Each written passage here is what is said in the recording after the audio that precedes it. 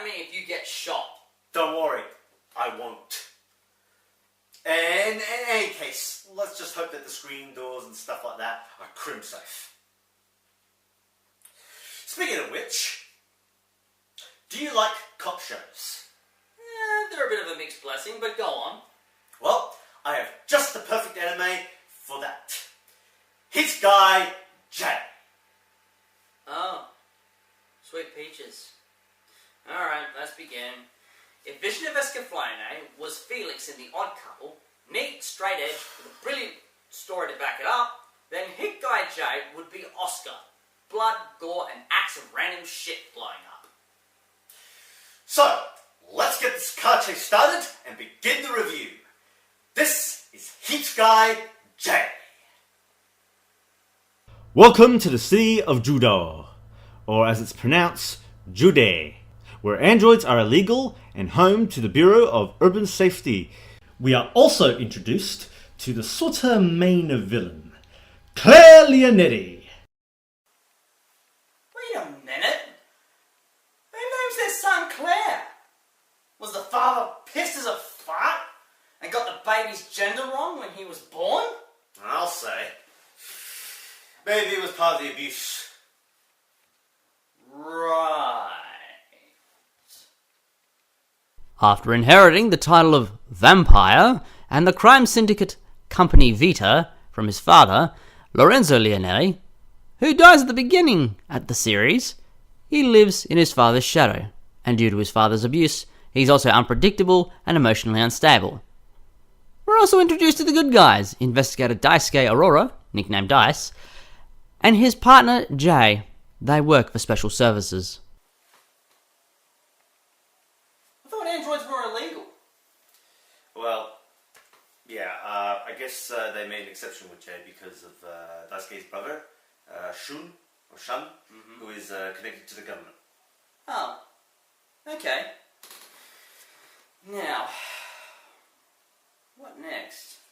Oh, the plot.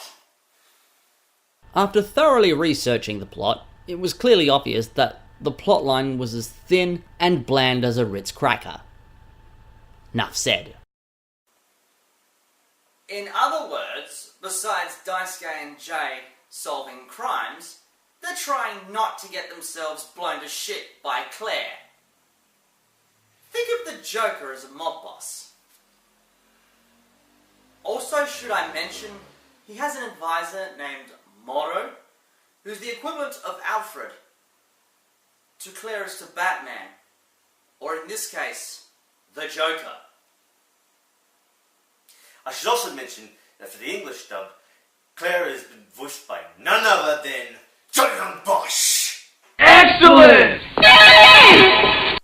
Last but not least, the support characters, like Kyoko Milchan, a young auditor and accountant for special services. Kyoko is straight-laced and is always playing by the rules. This causes her stress when dealing with Daisuke, whom she often scolds. However, she eventually develops feelings towards Daisuke after letting go of her crush on his brother Shun. Antonia Bellucci, an employee of the civilian enterprise sect. She is responsible for Jay's maintenance, and she modelled Jay after her own father. The final support character can only be summarised in the following expression.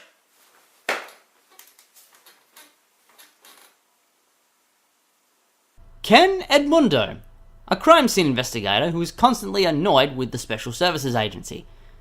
Basically, he's a jerk. However, he helps Daisuke on various occasions, and is a valuable ally in many of the Special Services cases. So, there you go. That's Hit Guy J. Does it live up to its legacy and our expectations? Of course not! When you're an anime, there should be something solid in regards to the plot.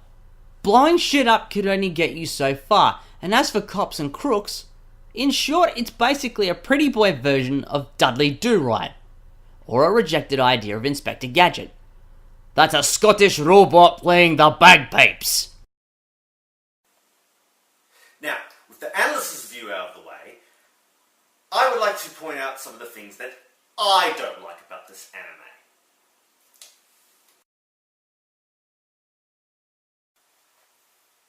apart from how their society works, like a certain sci-fi cop show that I know, is of course these things. Due to limited funding, mainly because of greedy politicians, Daisuke usually gets 3 normal bullets and 1 explosive one. Per mission! In some episodes, Jay and Daisuke spot a girl who looks like Pocahontas, who I dub Princess Natanoke, who she comes from a village called Suburbia. Suburbia.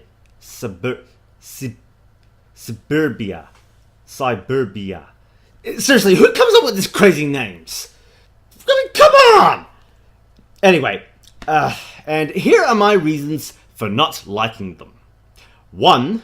To these guys, giving your name means giving your soul, and that it's rude. 2. The idea of getting to places by vehicle is bad or something. I'm not 100% on that policy. Number 3.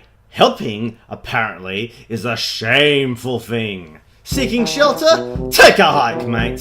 Helping out an old lady? Bugger off. Even hanging out with your friends in company is shameful. Ironically, being mocked by kids who hang around together. And they hate those who depend on others.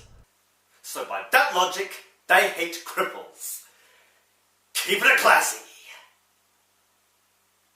Not. 4. Also, they would rather die than be saved by their fellow man. Unless it's by a robot. Nevertheless, it's still moronic. Oh look, village guards. They're working together. But that's not helping, it's uniting. You're still not independent if you need others to do the work for you. By the way, joke's on them. Confiscating Daisuke's weapons is actually redundant because they're crap. These guys make the Amish look wholesome. I believe it is these guys that said it best.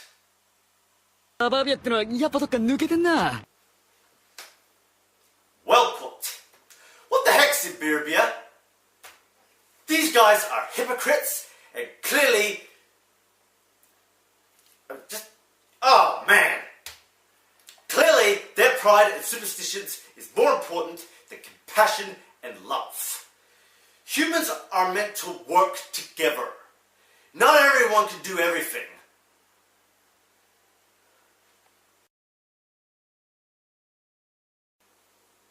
Other stuff that tend to tick me off are the crime syndicates. You'd think that Jay and Dice would be able to take down the bad guys lickety-split like a dynamic duo. But then again, Jay and Dice are on a budget. It's kind of difficult to clean things up given their situation. Wait a minute, why don't they just send Jay in by himself and he can go on and clean up all the crime? Because he needs guidance from a human. Right.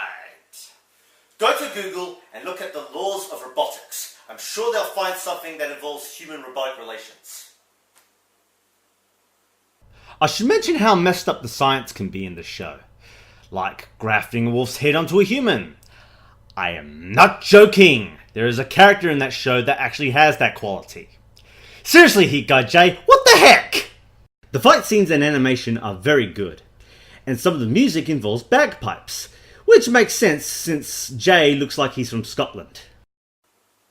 Though when there are things that I do like, there are 2 and 3 things that I don't like.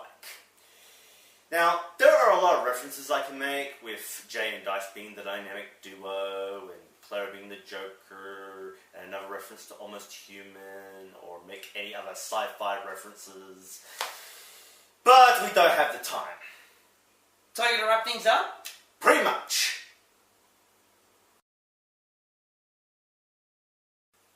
On the one hand, Jay is sort of the best part of the show. It's just his yammering on how people should be and stuff can be bothersome. Though his interaction with Dice and the others is good. And the metal bagpipe steam engine design is fairly good. There are some okay ideas in storytelling, though there are things or some stuff that shouldn't be there. On the other hand, there are a lot of bad stuff, like the Siberians, the crime syndicates, and how the funding for special services are crap. And possibly the economy and the way the city is run is crap. And don't get me started on the Celestials, and no, they are not the Marvel characters, just some people who know a lot of technological stuff.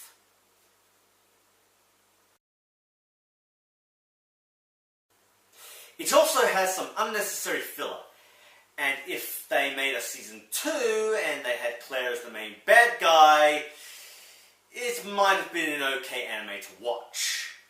And if done really well, it might have gotten a seal of approval. Final verdict? Well, I was going to put it in the abyss, and I still could, but the Shelf of Uncertainty fits the bill much better.